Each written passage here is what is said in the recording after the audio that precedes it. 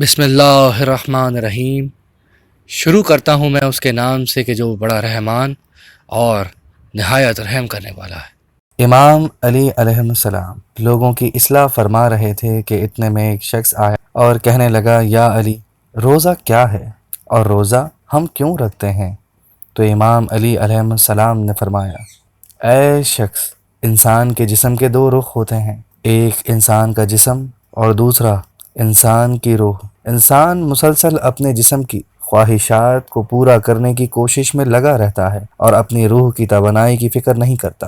تبھی اللہ نے ایک مہینہ ایسا رکھا ہے کہ جس میں انسان سورج کے طلوع ہونے سے پہلے سے لے کر سورج کے غروب ہونے تک اپنی جسمانی خواہشات پر قابو پا لے، تاکہ اسے یہ احساس ہو کہ کوئی اسے دیکھ رہا ہے، اس کے اندر اللہ کا خوف پیدا ہو کہ جس تکبر سے وہ پورا سال کھانا کھاتا رہا، اگر یہ نعمتیں ختم ہو جائیں تو اس کا کیا حال ہوگا۔ اس میں یہ احساس پیدا ہوگا کہ اس زمین پہ وہ لوگ جو لذیذ کھانے نہیں کھاتے، پیٹ بھر کر کھانا نہیں کھاتے، وہ کیسے زندگی گزارتے ہیں۔ اللہ نے انسانوں کے جسم کی بیماریوں کو دور کرنے کے لیے اور روح کی توانائی کے لیے انسانوں پر روزہ فرض کر دیا ہے، لیکن اے شخص، یاد رکھنا، صرف بھوکا رہنا روزہ نہیں، بلکہ پورے جسم اور روح کا روزہ ہے۔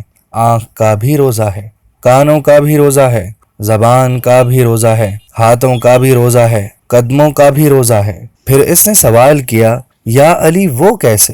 ہمارے پورے جسم کا روزہ وہ کیسے؟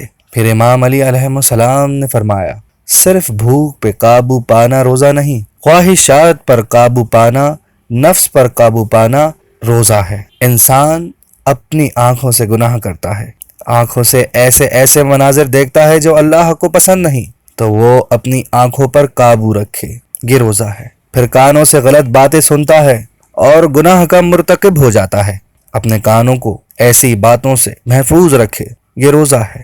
اسی طرح ہاتھوں سے ظلم اور غلط کاموں میں مصروف ہو جاتا ہے، اس سے بچنے کی کوشش کرے، یہی روزہ ہے۔ اور اپنے قدموں کو غلط جگہیں جانے سے روکے، انہیں صراط مستقیم پر رکھے، یہ روزہ ہے۔ اے شخص، حقیقت تو یہ ہے کہ اپنی نفس کو اپنی خواہشات سے روکنے کا نام روزہ ہے۔ امید کرتے ہیں آپ کو ہماری بنائی ہوئی ویڈیو پسند آئی ہوگی۔ ہمارے چینل کو ضرور سبسکرائب کریں اور ہماری ویڈیو کو صدقہ جاریہ سمجھ کے شیئر کریں۔ شکریہ۔